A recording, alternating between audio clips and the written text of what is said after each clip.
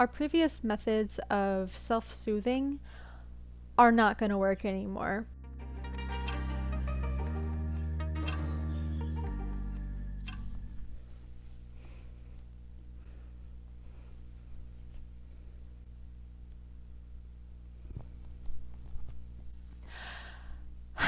I'm not sure which is going to happen first. It's either going to be that I get my contacts or I get a microphone system that isn't absolute garbage, but it's still better than the other option. So we're still going to go with it. I'm Nyx. I use they, them pronouns, and I'm a baby astrologer. I try to read tarot. Subscribe if you end up vibing with this content. Check out my older readings. Press the like button. Comment below with anything that you resonate with or anything that you have questions about. And I hope that this reading is helpful for you. So the new moon is occurring on January 13th at 5:02 a.m. Universal Time. Over in Central Standard Time, it is happening on January 12th at 11:02 p.m. The ascendant for the chart for the new moon is Scorpio, so this makes the chart ruler Mars. So the new moon occurring in Sagittarius. Sagittarius is ruled by Jupiter. Jupiter is in Capricorn. Capricorn is ruled by Saturn. Jupiter is conjunct Saturn. What this means is that we have the sun and moon in the sign of expansion, in the sign of exploration, the sign of philosophy, spirituality, higher education, new sites, all of that, foreign travel and foreign languages, but it's being blocked by all of this restriction that Saturn is bringing to us. Plus we have Pluto in there just to make it all that much more exciting. Transformation, metamorphosis. But what is really calling the shots in this chart is Mars conjunct Uranus. I will include a photo right here. All of those red lines between Mars-Uranus conjunction, all those red lines between the Mars-Uranus conjunction and all the planets down at the bottom, that's what's really driving this chart. So what does it mean? The very first note that I took was pesky Mars, parentheses, and Uranus, take action or explode. Sagittarius, big things. I talked about a pressure cooker in one of my previous videos. I recommend checking that out, even though it is from a reading, like from one of the previous moon phases. It's all connected. We have more of that going on. So last time I talked primarily regarding this pressure cooker about, I believe, if I remember correctly, the ego, identity, the self, emerging from the shell of the persona, stuff like that, you know. This time it's slightly less about the ego versus shadow versus persona and all that, and more about all those things and the body itself. Mars is in the 6th house, the new moon is occurring in the 2nd house. 2nd house is material possessions, belongings, finances, and the body as like ownership. And then the 6th house, which is where Mars and Uranus are, that is the sign of like health, routine, habits, general hygiene, spiritual hygiene, emotional hygiene, physical hygiene, how we take care of the body. And we're not going to be talking about bath bombs. We're not going to be talking about like all that hooey. No, this is about taking the time to listen to what your body is telling you. I'm going to go into detail about that because that phrase is thrown around, but we're like, what the does that mean? So when I talk about listening to our bodies, it's about feeling the body. So we have the 6th house stuff and we have the 2nd house stuff. And we have Mars and Uranus together are very volatile. They're very unpredictable. They're very However, Uranus is also about intuition, sudden flashes of insight, and Mars is about action. Most of this reading is going to be about how we interact with those things, insight and action. And I'm not talking about taking action for your plans and goals. I'm going to be talking about taking action with regards to what your body is saying. That's what's coming up with this reading. And generally it's like a lot of what this is keeping balance between staying calm and self-soothing and letting it out.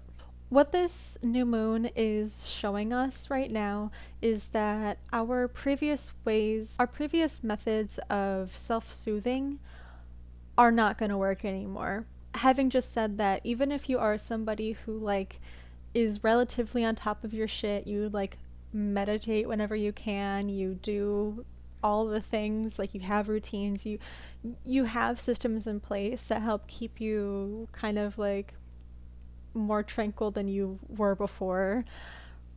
Even if you have those kinds of things in place, sitting down and meditating, as an example, trying to calm yourself, that's not going to work all of the time.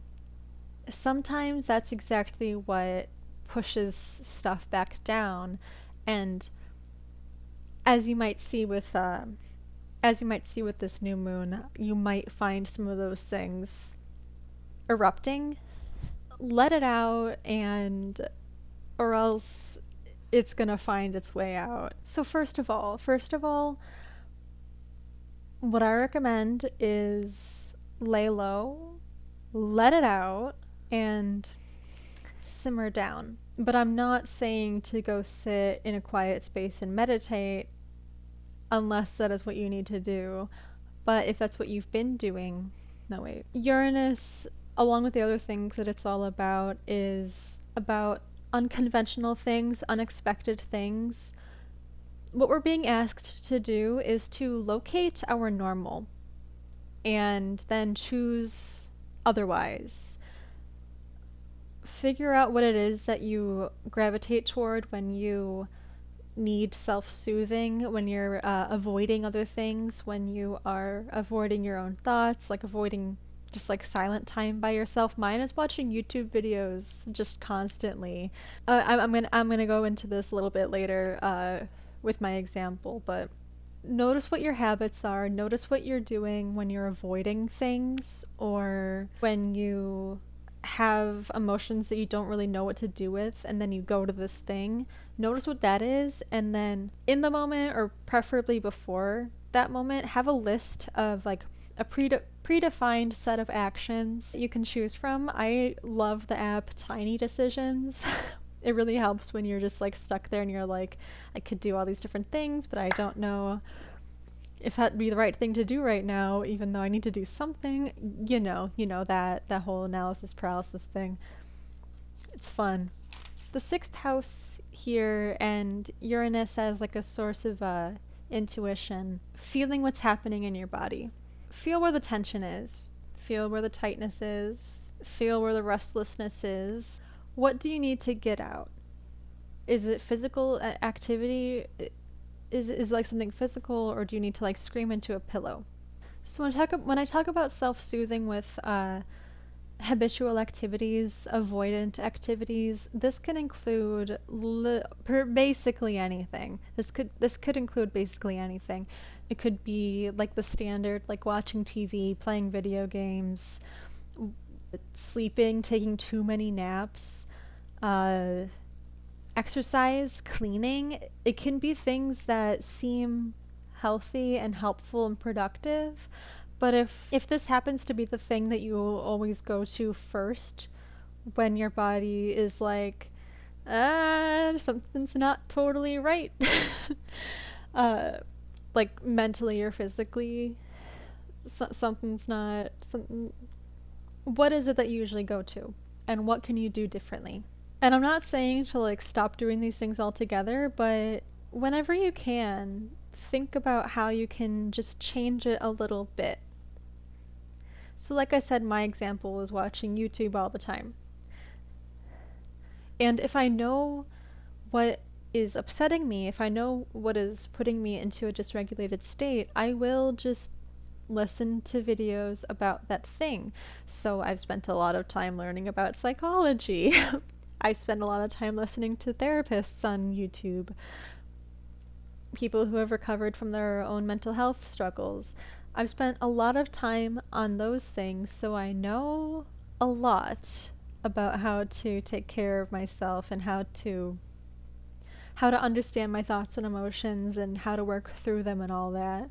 It can only get me so far then to play these kinds of videos while I'm playing video games. I'll put avoidant activities on top of avoidant activities and just like wonder why I'm so frazzled, or wonder why I'm not able to focus on like a single point. And like, yeah, I could say it's ADHD, and that's very, very likely true, but I'd also be shooting myself in the foot if I didn't think about how I could try to change that. Like if I were to say that I can't meditate because I have ADHD, I would not be where I am right now. I don't meditate daily, but I do take the time as often as I can, as often as I remember, as often as I'm able to actually to try different ways of meditating or different techniques or whatever, like like you know. So yeah, like playing these videos, learning about how to not self-sabotage while actively participating in avoidant activities, those are good for some time. If you haven't explored this area of YouTube, I highly recommend it. I think that everybody should take their own psychological learning into their own hands whenever possible so that we can do what we can. It's great to learn about yourself. It's great to learn new techniques for dealing with things, but they can only go so far when you know what to do. So let's say I'm washing dishes. I need something to occupy my mind while I'm washing dishes. You could also say back to that I could use that as a time to have some silence and just to focus on the dishwashing, but I absolutely hate washing dishes, so I need something to get me through it. Instead of watching YouTube, I might choose an audiobook instead. It's longer format, it's paced differently, the topic is more focused. And then there's the other times when I would choose to play a YouTube video, like when I'm just waking up and I'm about to go like brush my teeth. I want to have something playing, something that I can hear while I'm doing that. But what if I didn't do that? What if I chose something else? In those moments, I would probably not choose an audiobook. I would probably choose like, I don't know, like some kind of music maybe, or maybe I would try to just not have my phone with me. My brain just wants to have like constant stimulation, but that leads us to burnout. And I think that that's what this new moon is starting to like have us notice, is how we are burning ourselves out. So again, locate your normal and then do something different. And like these kinds of feelings that I'm talking about here could be like anything from agitation to just fearfulness for just extraneous, like for multiple reasons, like that cannot be taken care of in that moment. Sadness, loneliness, just the emotional triggers that cause us to do things. And like I was talking about video games and cleaning before as habits, but like this absolutely can include using substances, drinking, engaging in other behaviors that are just not healthy, but probably fine in moderation. And like, speaking of the sadness thing, I know a lot of people recommend, like, when they're feeling down, they'll put on some music and they'll just like have a little dance party in their apartment or whatever. I can't do that when I'm sad. I can't do that when I'm depressed. No. If I'm like in a fog of PMDD, I'm not gonna want to dance. So it's about choosing something that is like in line enough with your current state and is not, I can't say a satisfactory replacement for the other thing, because the other thing we obviously go to because it releases some kind of endorphin or whatever that makes us feel good in the moment. The thing will be something different. It will be more challenging. The reward won't be as immediate, but it will help you in the long run. Speaking of physical activity, like, you could just have like a pair of like 2-pound weights next to you, next to your desk, and if you feel whatever way, you can just do some exercises. Like, I have some that are really simple that are just for like making sure that my back doesn't make me want to die. Because tensions are so high with this chart, spend time on your own. Get off the internet.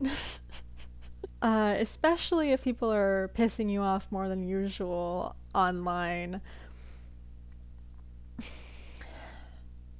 It's rough out there. It's rough out there. Take time away from arguments with family members, friends, loved ones. Take time away from those arguments so that you can kind of like cool down and then return to them later. And if you also, like, when you're not even in conversation, you're just on your own and you're thinking about something that's really just like bothering you, and even if it's been bothering you and your body is all just like fired up and your mind is fired up and your emotions are intense and you want to just go to this person and tell them what's on your mind, don't do that. That's what we won't do, okay? So notice when you are dysregulated. Crappy Childhood Fairy, she has a lot of videos on dysregulation, what it is, what it feels like, how to get re-regulated. Highly recommended. Crappy Childhood Fairy. Fabulous channel, fabulous lady. Gather yourself, get some composure, then go back into the thing, or like write down what's on your mind while you're really in it, so that you can come back to it later and then actually have a productive conversation instead of just like stuff you don't want. Physical activity, that's a big thing. Physical activity, take walks. If you feel like your body is just like revved up, your mind and your emotions are just going, and you feel like you need to escape, go take a walk. just I have executive dysfunction. I understand how hard it is. And I literally take walks like 2 times a year, like intentional walks. That's better than nothing. Let this be your time. Let this be the one time of the year that you actually go out and take a walk. Stay safe, of course. Strength training, running in place even, really quick yoga things. So we're being shaken up. We're being forced to adapt our responses. Otherwise, we're going to suffer in our self-constructed comfort zones. This is all about getting in touch with the intuition and the wisdom of our bodies. And I don't mean that in some like woo way where you can like think yourself into not having a chronic disease, because I'm sure as hell not gonna think my way out of having like asthma. But it's the intuition and wisdom of the body on the emotional, energetic, spiritual, mental level. When we have unaddressed emotions and unexpressed emotions that get trapped inside of our bodies, these often do become chronic aches, chronic pains, tenseness, tenderness, tightness, stomach aches, headaches, shortness of breath without actually having asthma at that time, or like something like that. If your chronic discontent or discomfort cannot be explained by seeking treatment, it could be worth it to try something new. Or it could be worth it to try something from the past in a new way, or try something from the past in a new mindset. Thinking, like knowing that certain things are not going to fix stuff right away. So we're reconnecting our minds, our spirits, and our bodies. By getting attuned to the messages that our body is sending to us, we gain more self-trust. We know that we can listen to ourselves. We know that we can know when something is off. And if you're someone who gets too caught up in how your body feels all of the time, take what you normally do at like thinking about all of the stuff happening in your body, project your focus onto something else. That is not easy. Go look up ways to try to do that, because I'm not going to be the one to tell you how to do that. But all of the stuff that I'm talking about shows up in my favorite book of all time, No Boundary by Ken Wilbur. He has a section in here called the Centaur level. And the Centaur level is a step above the integration of the shadow self and the ego, persona, whatever. The Centaur level is, like I said in the beginning, the merging of the mind with the body. And I just want to read a particular section of this that I just found was very good. So I'm just going to read to you some sections that stand out to me. I promise it's not going to take a long time, and I will try to have like a normal reading voice that doesn't just bore you. So he quotes somebody, Lowen, who says that one has to feel the flow and sense the course of the excitation in the body. To do this, however, one must give up the rigidity of one's ego control so that the deep body sensations can reach the surface. This is what I'm talking about with the volcanic eruption that can come up if we're always trying to suppress stress or suppress anger, especially. I can't believe I haven't mentioned anger yet. Wow. Yeah. So Ken Wilbur says, as it turns out, few of us have lost our minds, but most of us have long ago lost our bodies, and I'm afraid we must take that literally. It seems, in fact, that I am almost sitting on my body as if I were a horseman riding on a horse. I beat it or praise it, I feed and clean it and nurse it when necessary. I urge it on without consulting it, and I hold it back against its will. When my body horse is well behaved, I generally ignore it. But when it gets unruly, which is all too often, I pull out the whip to beat it back into reasonable submission. Indeed, my body seems to just jangle along under me. I no longer approach the world with my body, but on my body. I'm up here, it's down there, and I'm basically uneasy about just what it is that is down there. My consciousness is almost exclusively head consciousness. I am my head, but I own my body. 2nd house, 6th house. The body is reduced from self to property, something which is mine, but not me. The body, in short, becomes an object or projection in just the same way the shadow did. There are, as one would expect, all sorts of reasons why we abandon our bodies and why we now fear to reclaim them. On a superficial level, we refuse to reclaim the body because we just don't think there's any reason to. It seems a big to-do about nothing.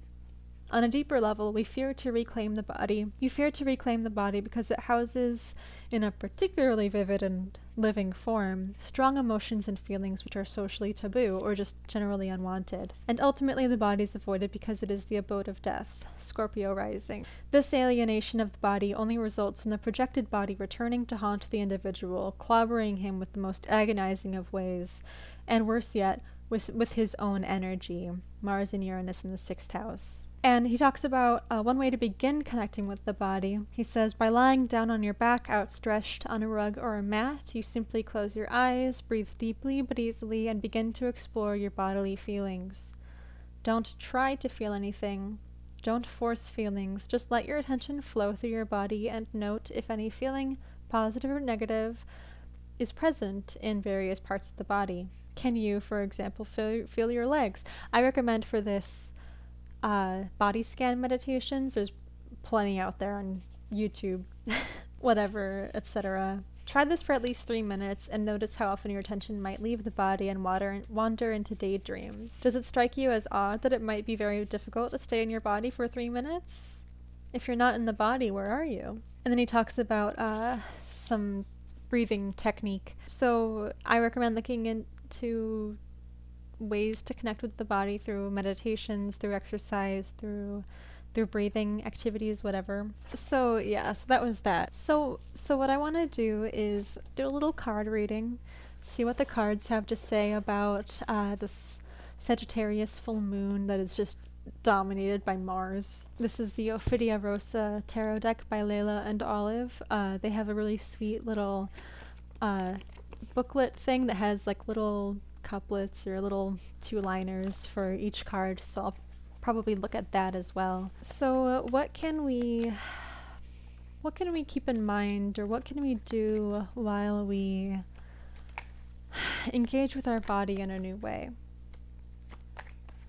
As we learn to listen to it in new ways, as we learn to take care of it in new ways, as we learn how to not suppress anger, grief, anxiety, stress,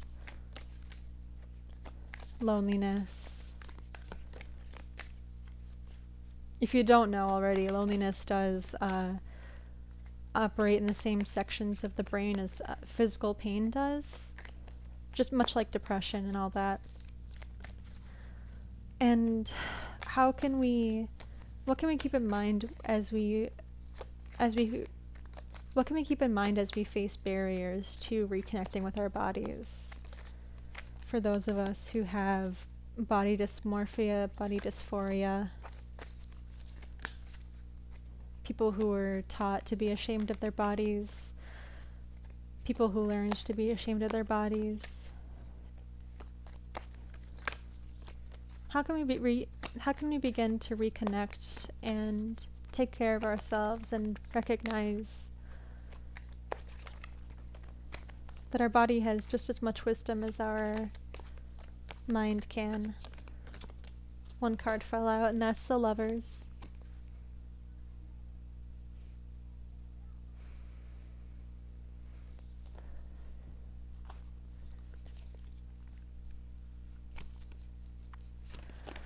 The Lovers.